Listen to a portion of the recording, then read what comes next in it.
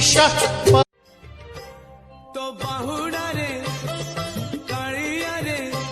तो बाहुड़ा रे कालिया रे ने बाहुड़े रथ दे गड़े रथ दे श्री ठाकुर मध्य से होती समस्त गुहारी शुणा ठाकुर से होती महाबाहु तेणु से भावग्राही तेणु समस्त भाव को ग्रहण करने से टिके अटकी जाइछंती परवर्ती धारा विवरणी प्रदान करने भय महंत को अनुरोध करुछे। श्री जगन्नाथ परम ब्रह्म महारूपी पुरुषोत्तम माँ भौणी माने दर्पदलन रथ देवी कांपिल्यवासिनी सुभद्रा रथ को टाणिबा समस्ते तांकर से पवित्र रज्जु को धारण करने सज्ज हो गले। अल्प समय मध्य माता आमको महाप्रसाद टिके मिलू आमको तुमर करुणा टिके मिलू तुमर दया टिके मिलू आमर कामना को आमर अभिष्ट को आमर इच्छा को आपण पूर्ण करंतु। एही श्री जगन्नाथ हेउचंती एक विशिष्ट दर्शन मूर्तिमंत प्रतीक से दर्शन भितर रही विश्व प्रेम शांति साम्य मुक्ति एवं अनंत व्यापी श्री जगन्नाथ कौन अंचल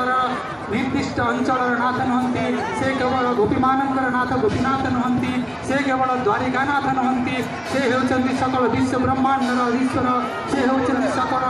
जगन्नाथ दर्शन भितर क्षुद्रता नाही संकीर्णता नाही एवं अच्छी केवल व्यापकता यही विचार को आम दृष्टि रखी विचार कले ए संसार भितर समस्ते बड़ केही मध्य छोट नुहति समस्त भितर समानता परिलक्षित होगा उचित व्यापकता दृष्टिगोचर होगा उचित। यही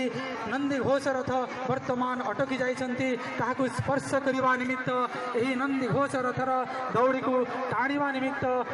शह शह भक्त चारिआडे बेढ़ी यही नंदी घोष रथ कम रथ नुहे महामंदर कुजिणे नंदी घोष रथ 1400 महामंदर कुजिणे नंदी घोष भार 14 सहस्र बड़े बसे हनुवीर रथर दक्षिण कोणे पुणी देखो जाई शांति जही नैऋत्य कोण को पुणी देख रे अर्जुन स्तंभ भितर अछंती देवता पवन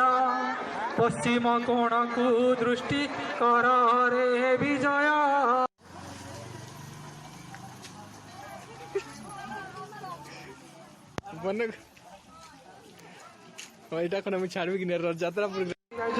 अटकी जाऊँगी एवं भक्त मान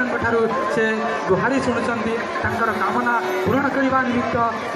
आशीष प्रदान करुँच रथारूढ़ गच्छन् पथि मिलित भूदेव पटले स्मृति प्रादुर्भाव